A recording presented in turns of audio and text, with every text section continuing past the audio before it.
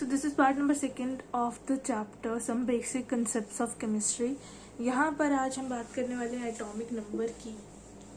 Atomic number को हम Z से डिनोट करते हैं and it is equal to number of protons. मतलब कि किसी एलिमेंट के अगर आप नीचे देखो ऐसे Z एंड ऊपर A, नीचे वाला नंबर जो होता है किसी एलिमेंट के it represents atomic number Z and ऊपर जो नंबर होता है इट रिप्रेजेंट्स एटॉमिक वेट या फिर एटॉमिक मास नंबर भी कह सकते हैं हम सीधे. इसकी बात भी हम करेंगे बट फिलहाल हम बात कर रहे हैं एटॉमिक नंबर की. Z, ये जो एटॉमिक नंबर है it is equal to number of protons. मतलब उस एटम में कितने नंबर ऑफ प्रोटॉन्स है उसके इक्वल तो ये होगा ही. उसके अलावा उस एटम में कितने नंबर ऑफ प्रोटॉन्स है उसके इक्वल भी ये होगा.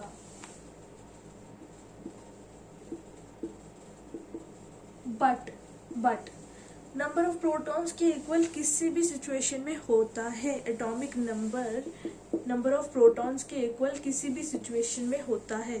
बट नंबर ऑफ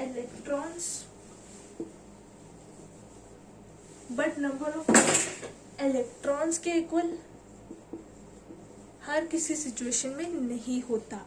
एक पर्टिकुलर सिचुएशन होती है जिसमें एटॉमिक नंबर ऑफ इलेक्ट्रॉन्स के इक्वल भी होता है. इनके इक्वल भी होता है. नंबर ऑफ इलेक्ट्रॉन्स के इक्वल कब होता है एटॉमिक नंबर? जब एटम न्यूट्रल होता है. मतलब अगर एटम न्यूट्रल हो उस केस में, मतलब इसके ऊपर पॉजिटिव या नेगेटिव ऐसा कोई साइन ना लगाओ, इसके ऊपर प्लस या माइनस का चार्ज ना हो, मतलब ना ही इसने इलेक्ट्रॉन गेन किया हो ना ही इसने इलेक्ट्रॉन को लूज किया हो. एटम कैसा हो? न्यूट्रल हो. कुछ भी नहीं होना चाहिए ऊपर, चार्ज नहीं होना चाहिए. एटम न्यूट्रल होना चाहिए. एटॉमिक वेट अलग चीज है, चार्ज अलग चीज है. प्लस या minus charge is something different. अगर एटम न्यूट्रल है मतलब किसी भी तरीके का चार्ज नहीं लगा है एटम के ऊपर, अगर एटम न्यूट्रल है तो उसका एटॉमिक नंबर ऑफ इलेक्ट्रॉन्स के इक्वल भी होगा. और नंबर ऑफ प्रोटॉन्स के इक्वल तो हर केस में होता है, चाहे ऊपर पॉजिटिव चार्ज हो या ना हो, चाहे ऊपर नेगेटिव चार्ज हो, चाहे एटम न्यूट्रल हो. हर केस में एटॉमिक नंबर ऑफ प्रोटॉन्स के इक्वल होगा. मगर नंबर ऑफ इलेक्ट्रॉन्स के इक्वल तब होगा, सिर्फ तब होगा जब एटम न्यूट्रल होगा, जब उसके ऊपर कोई चार्ज नहीं लगा होगा. ठीक है. देन जैसे कि मैं आपको एग्जाम्पल बताऊं, C6 ये क्या नीचे एटॉमिक नंबर. इधर नंबर ऑफ प्रोटॉन्स इस एटम में मेरे को आप बताओ कितने हैं एंड नंबर ऑफ इलेक्ट्रॉन्स आप बताओ मेरे को कितने हैं. ठीक है. सो C6 में नंबर ऑफ प्रोटॉन्स तो चाहे ऊपर पॉजिटिव या नेगेटिव या कुछ भी ना हो, हर केस में atomic number will be equal to number of protons. तो नंबर ऑफ प्रोटॉन्स यहाँ पर 6 है. क्यों? क्योंकि एटॉमिक नंबर 6 है. अब क्योंकि यहाँ पर एटॉमिक नंबर 6 है और ऊपर कोई चार्ज भी नहीं है, एटम न्यूट्रल है, कार्बन एटम न्यूट्रल है, इसलिए ये नंबर ऑफ इलेक्ट्रॉन्स के इक्वल भी होगा. हमारा एटॉमिक नंबर इस केस में नंबर ऑफ इलेक्ट्रॉन्स के इक्वल भी होगा. वैसे नेक्स्ट एग्जांपल जैसे कि सोडियम 11, ये इसका एटॉमिक नंबर है. एटॉमिक नंबर तो हर केस में हर सिचुएशन में प्रोटॉन्स के इक्वल तो होता ही है और इलेक्ट्रॉन्स के इक्वल तब इक्वल होता है जब ऊपर कोई चार्ज ना हो. तो इधर कोई चार्ज है ही नहीं, एटम न्यूट्रल है, सोडियम का एटम इज न्यूट्रल, तो नंबर ऑफ इलेक्ट्रॉन्स के इक्वल भी है. मैग्नीशियम नीचे एटॉमिक नंबर इज 12. प्रोटॉन्स तो 12 होंगे और क्या इलेक्ट्रॉन्स 12 है? हाँ, क्योंकि मैग्नीशियम न्यूट्रल एटम है. बट अगर यहाँ पर Mg मैग्नीशियम 12 और ऊपर +2 का चार्ज है, ये मैंने चार्ज लिखा है, बिल्कुल इधर नहीं लिखा है, थोड़ा डिस्टेंस पर लिखा है. ठीक है. ये इसके ऊपर चार्ज है, +2 का चार्ज है. ठीक है. +2 का चार्ज है मैग्नीशियम के एटम के ऊपर नाउ इट इज आयन, क्योंकि इसका मतलब ये है +2 चार्ज का मतलब ये है कि 2 इलेक्ट्रॉन्स इसने मैग्नीशियम ने लूज किए हैं। इसके पास 12 प्रोटॉन्स है हर सिचुएशन में, बट इलेक्ट्रॉन्स पहले 12 थे। अगर यहाँ पर कुछ चार्ज नहीं होता तो इलेक्ट्रॉन्स 12 होते, बट अगर यहाँ पर चार्ज है, जब यहाँ पर कुछ चार्ज नहीं था तब इलेक्ट्रॉन्स 12 थे। जब यहाँ पर चार्ज है मतलब 2 इलेक्ट्रॉन्स लूज किए हैं, 2 इलेक्ट्रॉन्स लूज किए हैं, तो अब चार्ज क्या हो जाएगा, तो अब इलेक्ट्रॉन्स का नंबर कितना हो जाएगा इस केस में 10, क्योंकि पहले 12 इलेक्ट्रॉन्स थे मगर अब +2 का चार्ज आ गया, इसलिए 12 - 2 10 इलेक्ट्रॉन्स। ठीक है, क्लियर। तो ये तो हो गया एटॉमिक नंबर की बात। अब हम बात करते हैं इसकी एटॉमिक मास की, मास नंबर की बात करते हैं। मास नंबर या एटॉमिक मास, mass number या atomic mass is denoted by A. As you can see here, this A represents mass number or atomic mass.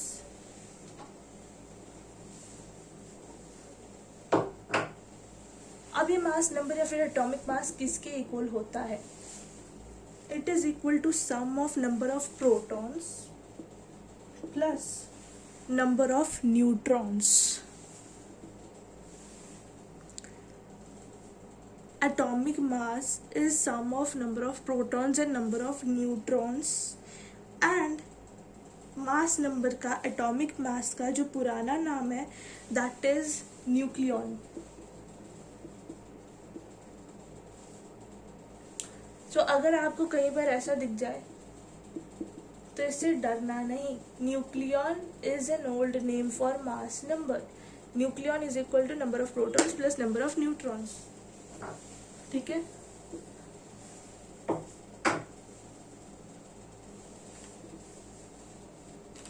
यहाँ से ये नंबर ऑफ न्यूट्रॉन है, ये नंबर ऑफ प्रोटॉन है, जो कि किसके इक्वल होता है? Z के। हमने थोड़ी देर पहले देखा एटॉमिक नंबर के इक्वल होता है number of protons her situation में। इसलिए इसे मैं ऐसे भी लिख सकती हूँ, बिल्कुल लिख सकती हूँ। और क्या आपको न्यूट्रॉन का फॉर्मूला पता है? न्यूट्रॉन किसके इक्वल होगा? A - Z के, क्योंकि Z यहाँ पर चला गया। ठीक है, तो यहाँ से आपको न्यूट्रॉन भी पता चल गया। नंबर ऑफ न्यूट्रॉन्स अगर आपको निकालने को बोले हो तो एटॉमिक मास या फिर mass number minus atomic number, mass number minus atomic number will give you number of neutrons. मतलब एलिमेंट के ऊपर जो नंबर लिखा होगा माइनस जो नीचे लिखा होगा, इसको इसमें से माइनस करोगे, you will gate number of neutrons.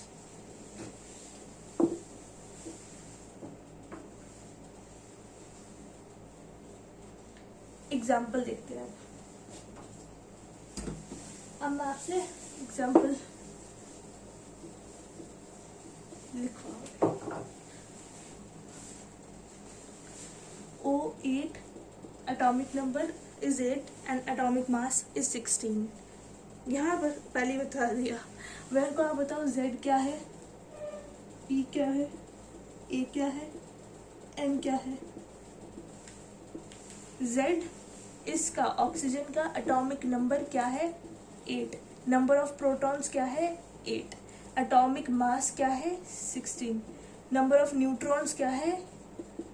A - Z। A क्या है? 16। Z क्या है? 8। माइनस करना आता है? 16 - 8। सो नंबर ऑफ न्यूट्रॉन्स हमारे पास 8 आ गए। क्लियर?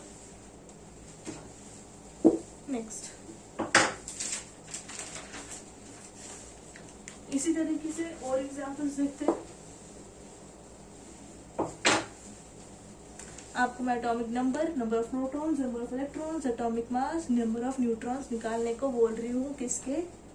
सोडियम का, जिसका atomic number 11, mass number 23, aluminium 13, 27, sodium 11 plus 23।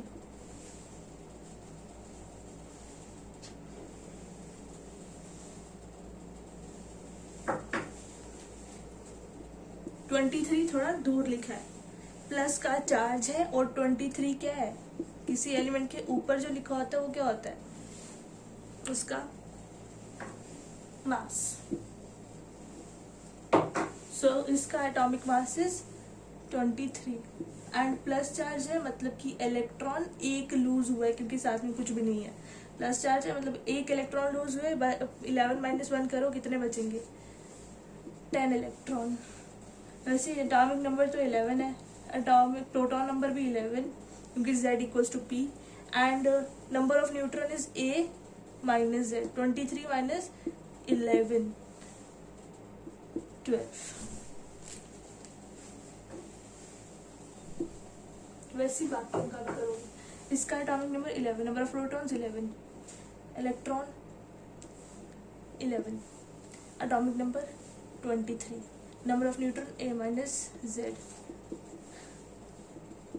13, electron 13 क्योंकि कोई चार्ज है ही नहीं तो इलेक्ट्रॉन के इक्वल है। Number of atomic number, atomic mass 27, number of neutron 27 minus Z, that is 27 minus Z is 14। ठीक है, सो आई होप आपको क्लियर हो गया होगा। अब हम नेक्स्ट कंसेप्ट पे चलेंगे, that is of isotope. Isotope की बात करूं मैं अगर, तो ये ऐसे जब जब जब दो एटम्स का एटॉमिक नंबर सेम होता है,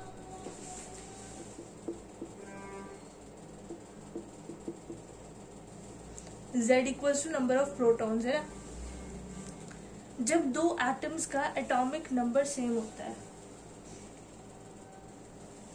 तब हम कहते हैं कि they are isotopes of each other. Atomic number किसके इक्वल होता है, नंबर ऑफ प्रोटॉन, मतलब जब दो एटम्स का एटॉमिक नंबर मतलब कि नंबर ऑफ प्रोटॉन्स इक्वल होते हैं तब हम उसे बोलते हैं कि ये आइसोटोप है एक दूसरे के।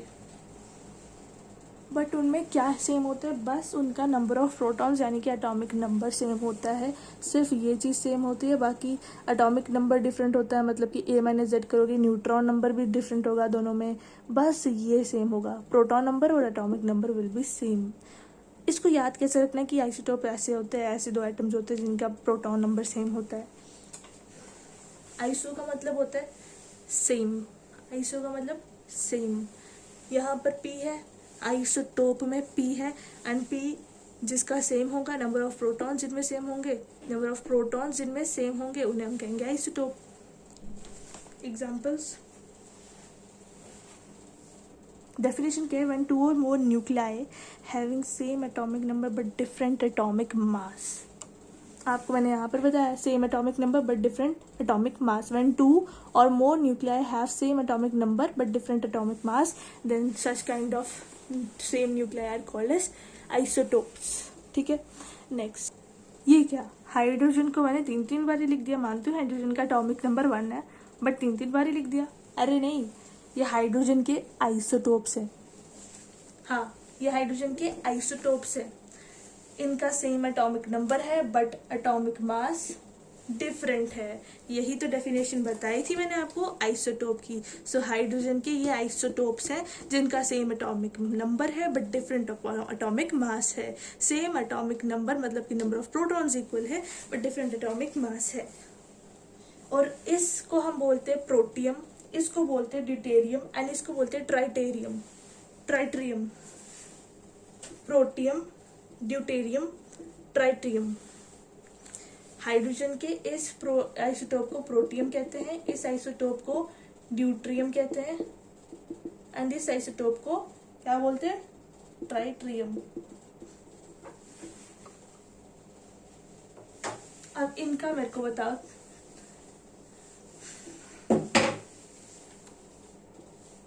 ZBEAN सब एटॉमिक नंबर सबका सेम है, प्रोटॉन्स भी सेम है, इलेक्ट्रॉन्स क्योंकि चार्ज वार्ज कुछ भी नहीं है एटम के ऊपर, एटम न्यूट्रल है, वो भी सेम है। एटॉमिक मास वो डिफरेंट है। आइसोटोप में क्या डिफरेंट होता है, एटॉमिक मास डिफरेंट होता है, नंबर ऑफ न्यूट्रॉन्स भी डिफरेंट होते हैं। क्यों? क्योंकि a माइनस जेड करोगे 0, a minus Z 1, a minus Z 2, 3 minus 1 2। ठीक है, ठीक है, इज इट क्लियर?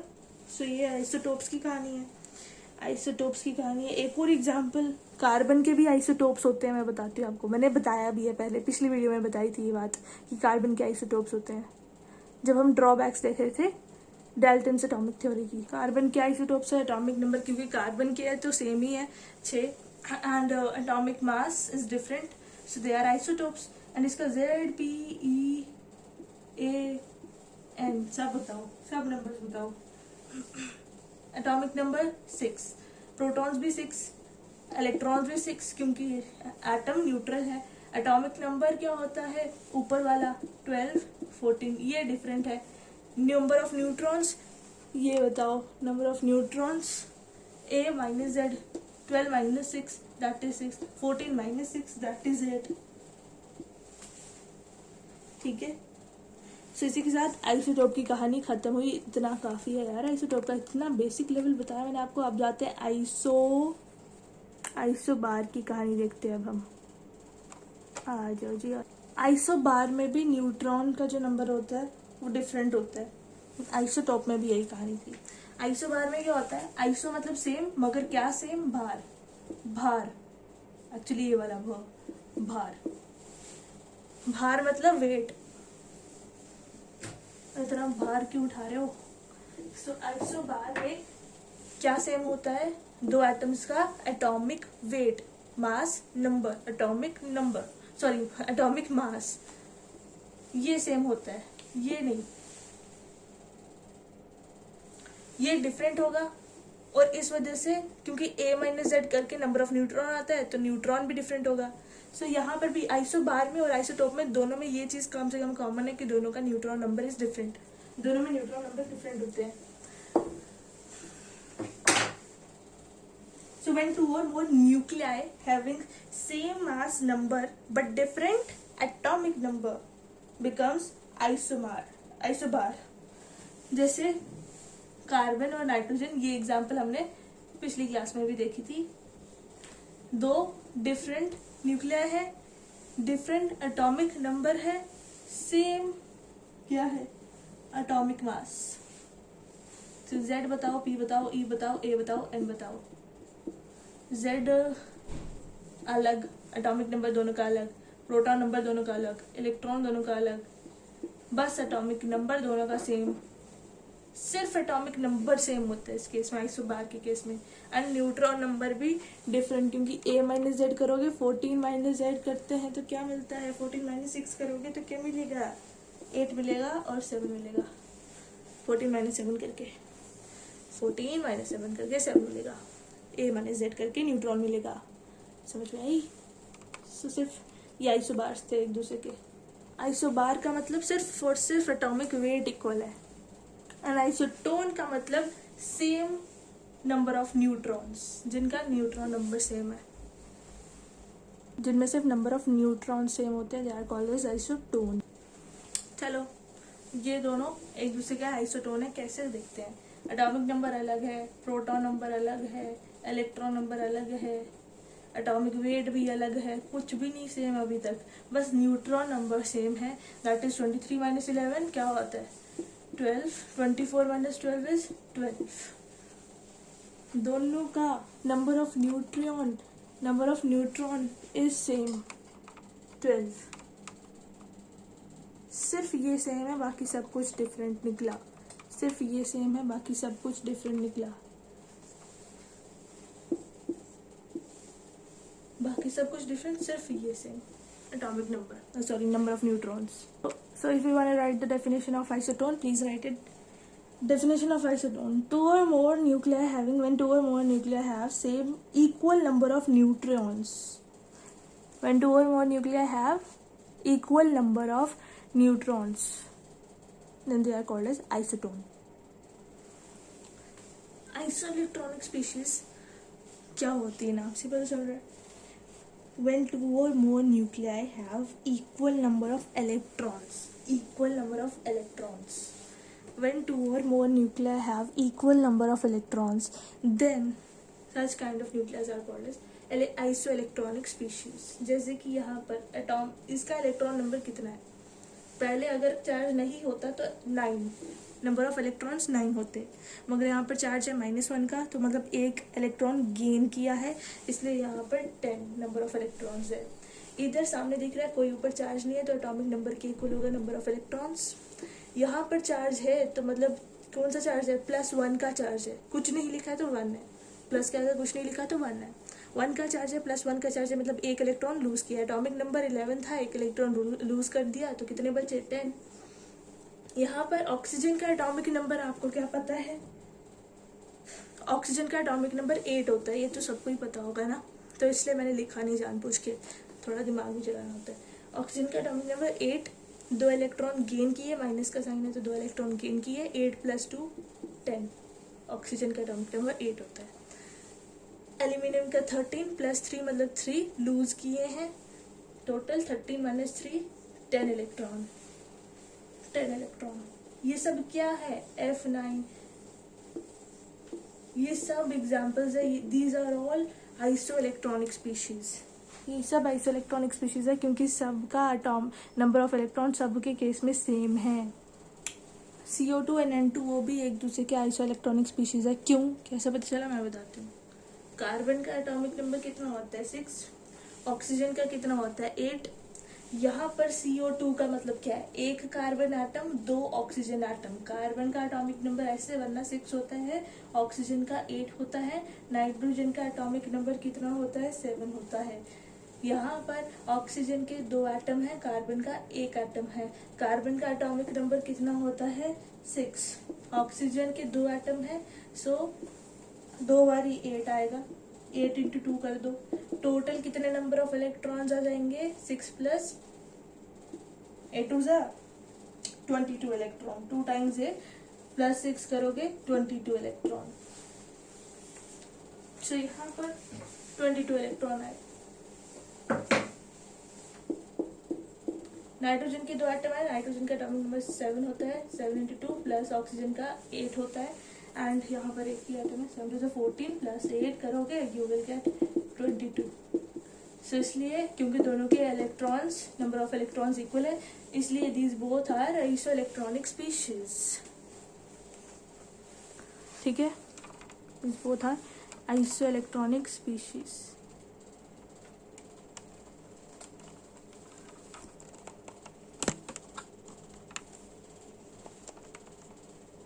अब देखो, ये जो एटॉमिक मास होते हैं ना,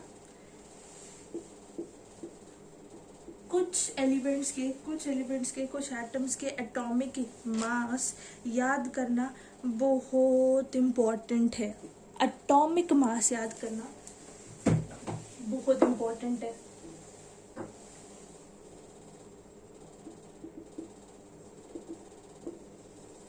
मतलब आपको इनको रट्टा लगाना पड़ेगा, देखने से लगेगा इसे याद करना है, ये क्या करना है, एटॉमिक मास याद करके क्या करना है, मगर ये बहुत इंपॉर्टेंट है क्योंकि आपको कुछ एटम्स के अगर एटॉमिक मास याद होंगे ना, जैसे ऑक्सीजन का एटॉमिक मास, जैसे हाइड्रोजन का 1 है, कार्बन का 12 है, ऑक्सीजन का 16 है, ये एटॉमिक मास अगर आपको याद होंगे ना, तभी तो जाके आप ग्राम मॉलिक्यूलर मास निकाल पाओगे।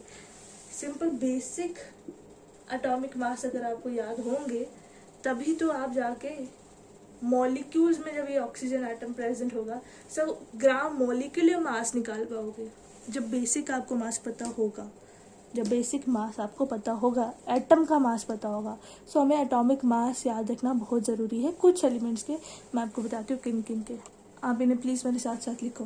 हाइड्रोजन का 1, कार्बन का 12, नाइट्रोजन का 14, ऑक्सीजन का 16, सोडियम का 23, मैग्नीशियम का 24, एल्यूमिनियम का 27, सल्फर का 32,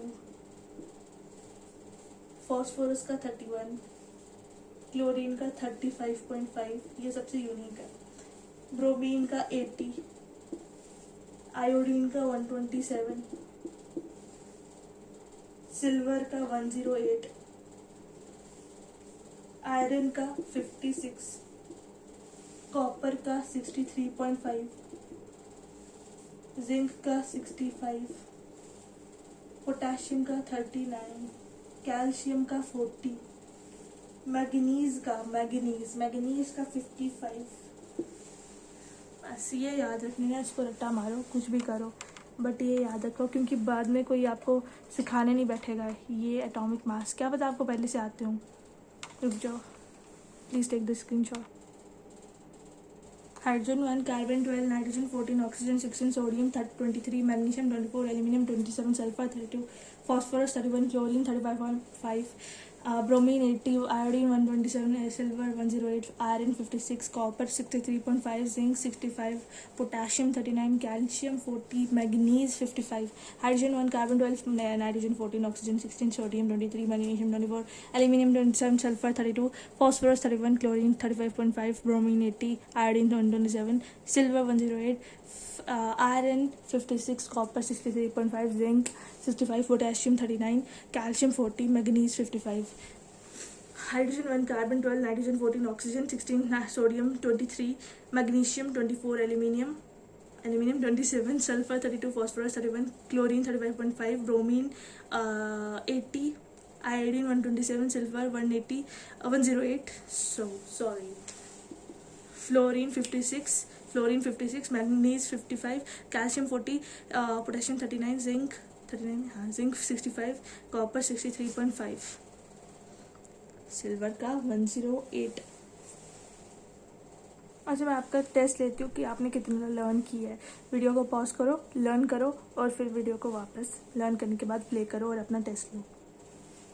यहाँ पर 2 के मैंने आपको ऑलरेडी लिख के दे दी और यहाँ पर जो बाकी बचे 4 है, कैल्शियम, फॉस्फोरस, कॉपर, ब्रोमीन। इसका आप मेरे को खुद से बताओ क्या होगा, एटॉमिक मास क्या है इनका। तो अगर आपके आंसर ये रहे थे तो बिल्कुल ठीक हो, बिल्कुल सही जा रहे हो, वेरी गुड। अब जैसा कि मैंने बोला था, ग्राम एटॉमिक मास याद रखना इसलिए ज़रूरी है क्योंकि ग्राम मॉलिक्यूलर मास निकालने को अगर कहीं पर आपको मौका मिले तो आप इजीली निकाल सकते हो, क्योंकि आपको ऑलरेडी ग्राम एटॉमिक मास, जिन एटम से वो मॉलिक्यूल बना है उन एटम्स का आपको अगर मास याद हो तो वो अच्छा है, आपको उसकी हेल्प से मॉलिक्यूलर मास निकालने में आसानी आ जाएगी, है ना। सो लेट्स टेस्ट, देखते ग्राम मॉलिक्यूलर मास आपको निकालना आएगा कि नहीं। तो ये मैं भी साथ साथ क्वेश्चन करूँगी क्योंकि ऐसा क्वेश्चन तो पहले मैं आपको कराया नहीं, आप खुद भी ट्राई करो, मैं भी बताती हूँ। कार्बन का एटॉमिक मास हमने देखा था 12 और ऑक्सीजन के 2 एटम है और एटॉमिक मास ऑक्सीजन का 16 होता है। सो 2 एटम से 16 को मल्टीप्लाई करेंगे and you will get the answer 12 + 32 is 44 gram molecular mass. H2O, hydrogen का 1 × 2 क्योंकि 2 एटम्स है हाइड्रोजन के, एक का होता है एटॉमिक मास 1, 2 का होगा 2, प्लस ऑक्सीजन का 16, 18 ग्राम। H2SO4 में हाइड्रोजन का 1 होता है और 2 हाइड्रोजन के एटम है इसलिए 1 × 2 2, प्लस सल्फर का क्या होता है एटॉमिक मास 32 एंड ऑक्सीजन का 16 × 4 एटम्स है ऑक्सीजन के, इसलिए क्योंकि एक एटम का होता है 16 एंड यहाँ पे 4 एटम्स है इसलिए 4 से मल्टीप्लाई करेंगे। 34 plus 16 × 4 is 64 and it will 98 is your answer। ठीक है, अगर स्क्रीनशॉट लेना है तो ले लो।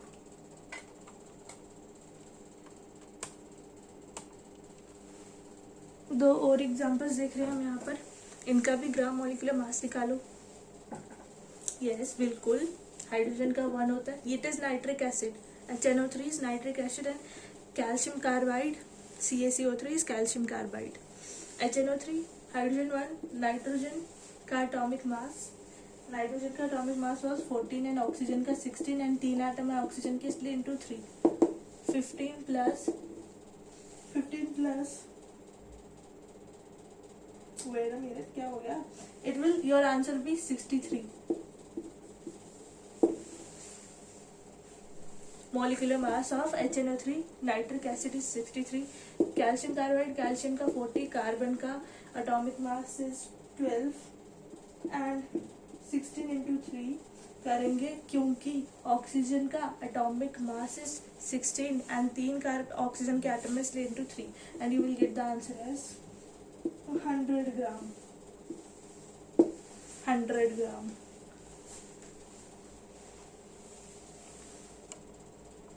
और आपको क्या लगता है बस होगी कहानी खत्म, ग्राम मोलिकुलर मास की प्रैक्टिस खत्म? नहीं, ऐसे थोड़ी हार मानूंगी. अपनी तरफ से तो मैंने पढ़ा दिया, अगर प्रैक्टिस आपको खुद करनी है और पता नहीं आप करोगे कि भी नहीं, तो इसलिए मैं आपको और एग्जांपल्स बता रही हूँ. ग्राम मोलिकुलर मास निकालने के लिए बहुत सारी एग्जांपल्स बता रही हूँ. क्यों बता रही हूँ? क्योंकि जब आप ग्राम मोलिकुलर मास निकालने बैठोगे ना, उसकी वजह से, ग्राम मोलिकुलर मास निकालने की वजह से तुम्हें एटम्स का मोलिकुलर मास, एटम्स का एटॉमिक मास याद हो जाएगा, एटम्स का एटॉमिक मास याद हो जाएगा, प्रैक्टिस हो जाएगी ना. तो सबसे पहले हमारे पास है यहाँ पर methane. CH4 is methane. Carbon का atomic mass is 14, 12 and hydrogen का 1 इंटू 4. कार्बन का 12 इंटू 2 प्लस हाइड्रोजन का 1. 6 एटम्स है हाइड्रोजन की, तो 6, 6 1 जा 6. 24 plus 6 is 30 gram. CH3OH, this is ethane, and CH3OH is methanol. methanol, ठीक है, इसे methanol कहते हैं. ये आप कार्बोनेटेड कंपाउंड्स में चैप्टर में ना, ये बहुत बच्चे लगेंगे आपको. जब कार्बोनेटेड कंपाउंड चैप्टर पढ़ लोगे तब आपको ये सब जो नाम है ये बच्चे लगने लगेंगे. ठीक है, कुछ भी नहीं है ये. क्या पता आपको ऑलरेडी आते भी हो, 10 से पढ़ के आए हो. 12 प्लस 3 प्लस ऑक्सीजन का 16 प्लस 1 इज 32 ग्राम. कार्बन का 12, बोलो भी साथ साथ, बोलो भी कार्बन का 12, याद हो जाएगा ना, रट जाएगा. कार्बन का 12 है, कार्बन का 12 है. कितनी बारी इसमें कार्बन आ गया, अब तो कार्बन का आपको याद हो ही गया होगा कि उसका एटॉमिक मास 12 होता है. हाइड्रोजन का 1 इंटू 5 प्लस ऑक्सीजन का 16, हाइड्रोजन का 1. It will be C2H5OH is ethanol. ठीक है, ethanol. Ethanol. 7, 8, 9, 10, 11, 12, 13, 14, 15. Ethanol. This is called as ethanol, and this is acetic acid. CH3COOH is acetic acid. Carbon का 12, hydrogen का 1 into 3 plus 12 plus 16, oxygen का 16, oxygen का 16 plus 1 is 50 gram. Then glucose. C6H12O6 का, ये तो आपको ऑलरेडी पता होगा, it is called is glucose. This chemical formula is of glucose. C6H12O6. Carbon का 12 इंटू 6 प्लस हाइड्रोजन का 1 इंटू 12 मतलब कि 12 प्लस ऑक्सीजन का 16 इंटू 6. टोटल करके आएगा हमारे पास 180 ग्राम. थोड़ी और एग्जांपल्स देख लेते ग्राम मोलिकुलर मास की, थोड़ी और प्रैक्टिस कर लेते. अभी तक आपको इन दोनों का तो एटॉमिक मास अच्छे से याद हो गया होगा. कार्बन का 12, ऑक्सीजन का 16 है ना. अब नेक्स्ट पे बढ़ते हैं ग्राम मोलिकुलर मास के. NH3. नाइट्रोजन का एटॉमिक मास इज 14, हाइड्रोजन का 1 into 3, then the answer is 17 gram. Hydrogen का 1, नाइट्रोजन का 14, ऑक्सीजन का 16 into 2, answer is 47 gram. Nitrogen का 14, क्लोरीन का 35.5, chlorine, nitrogen. And potassium KCl, potassium का क्या था 39, क्लोरीन 35.5, पोटेशियम 39, ऑक्सीजन 16, हाइड्रोजन 1. खुद करना है आगे, ठीक है. Potassium 39, bromine 80, bromine 80, sulphur sulphur 32, sulphur का 32 बिल्कुल. SO2 में कोई भूल तो नहीं. 32 plus oxygen 16 into 2, sulphur 32 plus oxygen 16, hydrogen 2 plus sulphur का 32 प्लस ऑक्सीजन 16 इंटू 4, 34 + 64 कर देना आगे सॉल्व। यार सम तो करना आता है ना, वो भी मैं कर रहा हूँ, इतना सब कुछ करा दिया अब तक तो। अगर नहीं भी आता करना होता होगा तब भी आपको आ जाएगा सम करना। पता नहीं क्या करें। सल्फर का 32, ब्रोमीन का 39, पोटेशियम का 13, ब्रोमीन का 80, पोटेशियम का 39, क्लोरीन का 35.5, नाइट्रोजन का 14।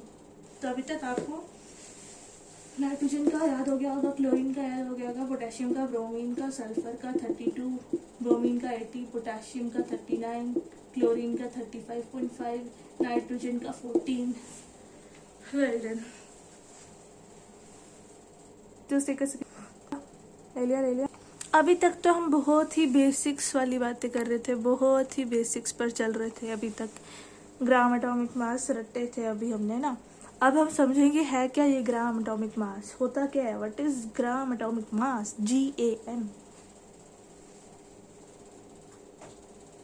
अब देखो भाई, अगर देखो कार्बन का ग्राम एटॉमिक मास 12 ग्राम है, 12 ग्राम है तो दिखना तो चाहिए, अगर इतना ग्राम एटॉमिक मास है, इसका इतना मास है तो 12 ग्राम है, दिखना भी चाहिए ना कार्बन, मगर दिखता है। तो मैं आपको एक बात क्लियर कर दूं, जो अभी तक आप समझ रहे थे कि ये वेट होता है एटम का ग्राम एटॉमिक मास, तो ये एटम का वेट नहीं होता, ये एटम का वेट नहीं होता ग्राम एटॉमिक मास। एक्चुअली में gram atomic mass is equal to mass of 1 mole atoms और मास ऑफ 6.023 into 10⁻23 एटम्स का वेट।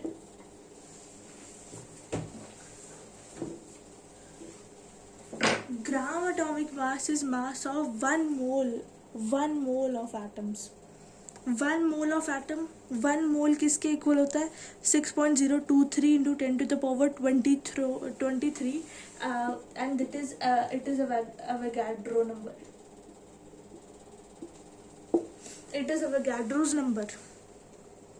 इसके ऊपर चर्चा करेंगे, स्पष्ट तरीके से इसके ऊपर चर्चा करेंगे, पूरी जानकारी प्राप्त कर लेंगे एवोगाड्रोस नंबर की। ये है क्या, इतना बड़ा नंबर है कि मतलब होता है ना 5 0 हो, मतलब इसको क्या बोलते हैं, इसको क्या बोलते हैं, 1 2 3 4 5 0, इसको क्या बोलते हैं हम, 5 0 पावर में है तो इसको हम बोलते हैं 1 लाख, है ना। इसका कुछ नाम पता है मेरे को, है ना, बट 10⁻23 को क्या बोलते हैं, कभी सुना है 10⁻23 कुछ नाम सुना है कि 1 अरब करोड़ तो सुना है, बट 10⁻23 इतनी बड़ी रकम है। 1 2 3 4 5 6 7 8 9 10 11 12 13 14 23 zeros है इसमें, कितना बड़ा नंबर है। तो ये असली में नहीं है इतना बड़ा नंबर, ये एवोगाड्रो ने दिया इसलिए इट इज एवोगाड्रोस नंबर। इसके ऊपर चर्चा करेंगे, टेंशन ना लो। सो C इक्वल्स टू 12 ग्राम।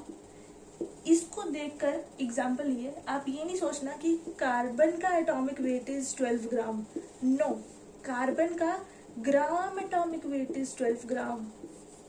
ये आपको रटाया है ना कि कार्बन का gram atomic weight is 12 gram, तो ये मत सोचना कि कार्बन का वेट इज 12 ग्राम, नहीं, कार्बन का वेट 12 ग्राम नहीं है, कार्बन का ग्राम एटॉमिक वेट 12 ग्राम है, मतलब कि कार्बन के इतने एटम्स का वेट 12 ग्राम है। ये एक एटम का वेट नहीं है, बल्कि इतने एटम्स, एवोगाड्रो नंबर में जितने नंबर है इतने एटम्स का वेट है ये। 6.0 मतलब 1 मोल एटम्स का वेट है। This is weight of 1 mole atoms, या फिर 6.023 into 10⁻23 mole atoms. 1 mole equals to 6.023 into 10⁻23 atoms. अगर आगे एटम्स है तो नीचे भी एटम्स ही लिखूंगी, यहाँ पर एटम्स है तो यहाँ पर भी एटम्स ही लिखूंगी। Otherwise 1 mole is equal to 6.023 into 10⁻23 जो भी आगे पार्टिकल्स, जो भी हो, एटम हो, मॉलिक्यूल हो, जो भी हो, ठीक है। तो ये कार्बन का वेट नहीं है, कार्बन का ग्राम एटॉमिक वेट है, मतलब कि ये 1 मोल, कार्बन के 1 मोल एटम्स का वेट है, ये कार्बन के 1 मोल एटम्स का वेट है, कार्बन के 1 मोल एटम्स का वेट है। तो आप प्लीज ग्राम एटॉमिक मास की डेफिनेशन लिखो कि ग्राम atomic mass is mass of 1 mole atoms in grams, actually it is relative atomic mass. Relate किया ना, क्योंकि कार्बन का डायरेक्ट मास थोड़ी है. मैंने आपको 12 ग्राम बताया, मैंने बताया कार्बन के 1 मोल एटम्स का मास. रिलेट करके बताया, डायरेक्ट नहीं बताया, रिलेट करके 1 मोल एटम्स रिलेट करके बताया. So this gram atomic mass is relative atomic mass. So if you want to write the definition of gram atomic mass, please write it down. Gram atomic mass is mass of 1 mole of atoms in grams. Actually, it is relative atomic mass. मतलब compare किया गया, relate किया गया. Standard rule के according मैं आपको असली ही बात बताऊं. स्टैंडर्ड रूल के अकॉर्डिंग हाइड्रोजन का एक्चुअल मास 1.008 AMU है. What is this AMU? Atomic mass unit. ये एक्चुअल मास है AMU. स्टैंडर्ड रूल के अकॉर्डिंग हम हाइड्रोजन की जैसे एग्जांपल ले ले, हाइड्रोजन का एक्चुअल मास 1 नहीं है, 1.008 AMU है. बट हमने अज्यूम किया हुआ है इसे एज 1. हाइड्रोजन का ऐसा मास हमने क्या माना, ग्राम एटॉमिक मास हमने 1 माना है ना, हमने अज्यूम किया हुआ है. चलो एक एग्जांपल लेते हैं. जैसे मान लेते हैं किसी एलिमेंट है, कोई एलिमेंट है X, इसका एटॉमिक वेट 12 है. ठीक है, इसका एटॉमिक वेट 12 है.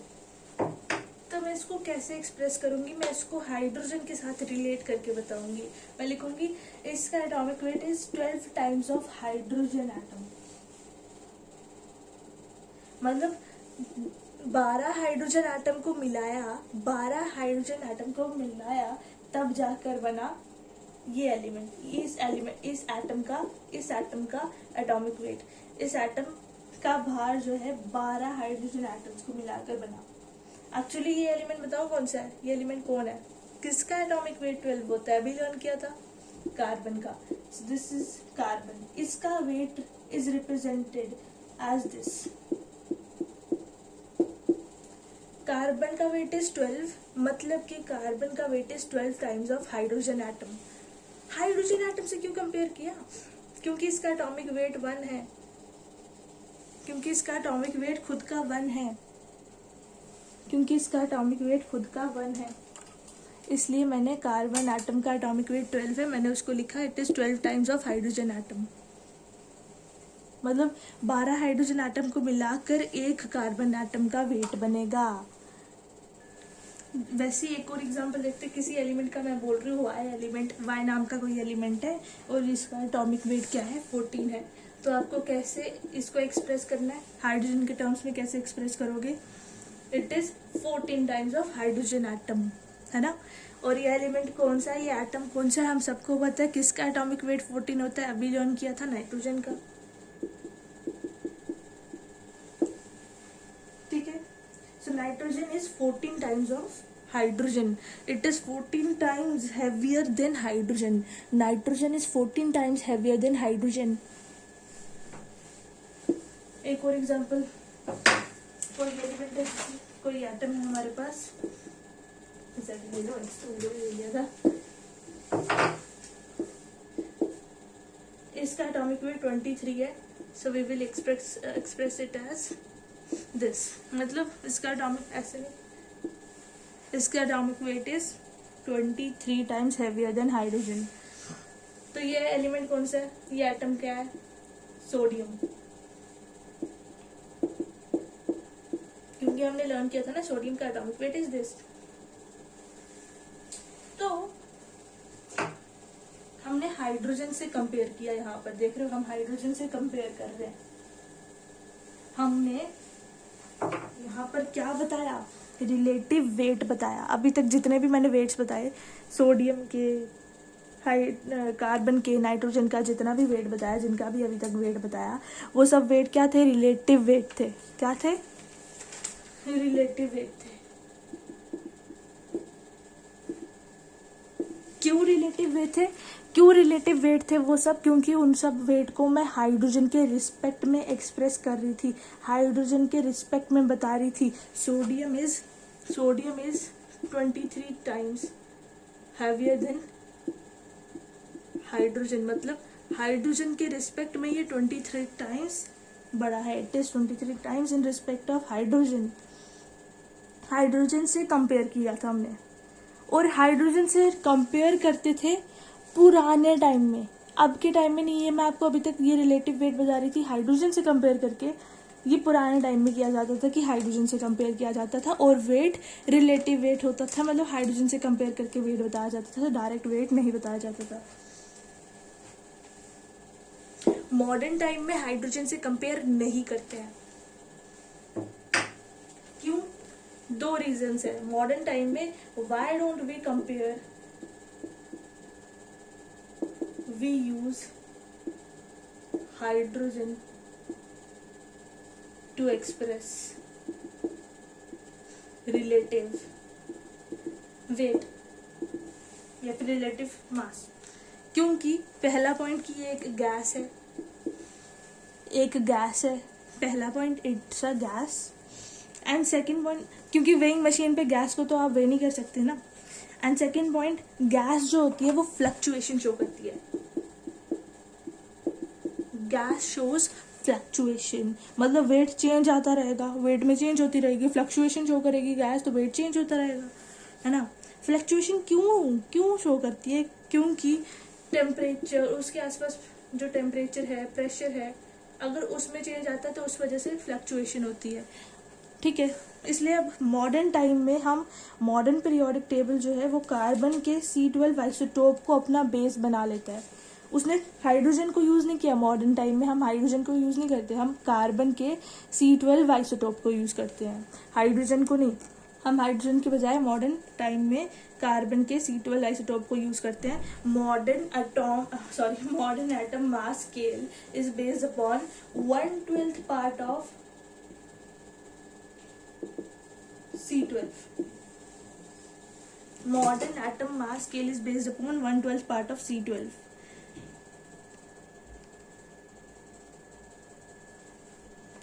अब दिक्कत इसलिए आ रही थी क्योंकि असली में तो वेट 12 नहीं है ना, असली में तो वेट 12 नहीं है, इसलिए 1/12 से मल्टीप्लाई किया।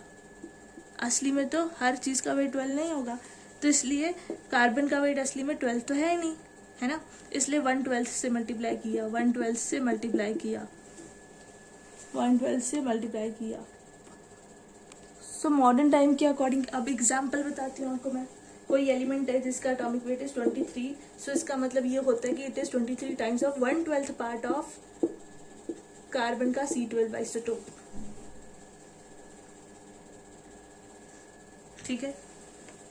तो फाइनली इसी के साथ हमारा ग्राम एटॉमिक मास की कहानी खत्म हुई। अब चलते हैं ग्राम मॉलिक्यूलर मास की कहानी पर। ग्राम मॉलिक्यूलर मास की डेफिनेशन देखने के लिए हमें एक एग्जांपल देखनी पड़ेगी ग्लूकोज की, ठीक है। ग्लूकोज की एग्जांपल, मतलब किसी के भी एग्जांपल ले लेती हूँ ग्राम मॉलिक्यूलर मास निकालने के लिए, ताकि मैं आपको डेफिनेशन समझा पाऊँ। उससे पहले मैं आपको एग्जाम्पल बता रही हूँ, डेफिनेशन बताने से पहले। यहाँ पर इसका C6H12O6 यानी कि ग्लूकोज का ग्राम मॉलिक्यूलर मास क्या होगा? कार्बन का एटॉमिक मास 12 × 6, क्योंकि 6 एटम्स है, 6 एटम्स है कार्बन के। हाइड्रोजन का 1 × 12, क्योंकि 12 एटम्स है हाइड्रोजन के।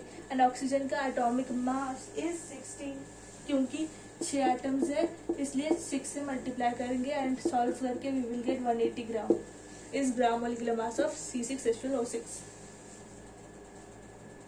ये आया हमारा मॉलिक्यूलर मास। कैसे आया मॉलिक्यूलर मास? एटॉमिक मास से, एटॉमिक मास की हेल्प से।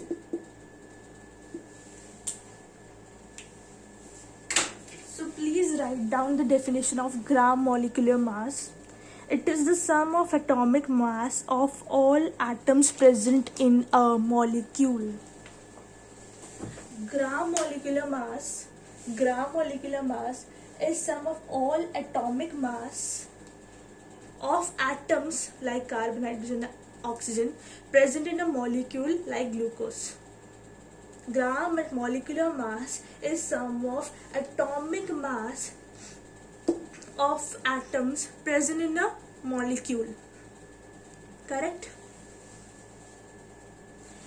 इसी के साथ चैप्टर के असली मुद्दे पर, जिसको मेरे को लगता है ज़्यादातर टीचर्स डायरेक्ट इधर से ही शुरू कर देते हैं पढ़ाना बच्चों को, मतलब बेसिक कंसेप्ट्स क्लियर नहीं करते। चैप्टर का नाम है some basic concepts of chemistry, but सीधे शुरू करते हैं जहाँ पर चैप्टर शुरू हुआ होता है लॉज ऑफ केमिकल कॉम्बिनेशन से।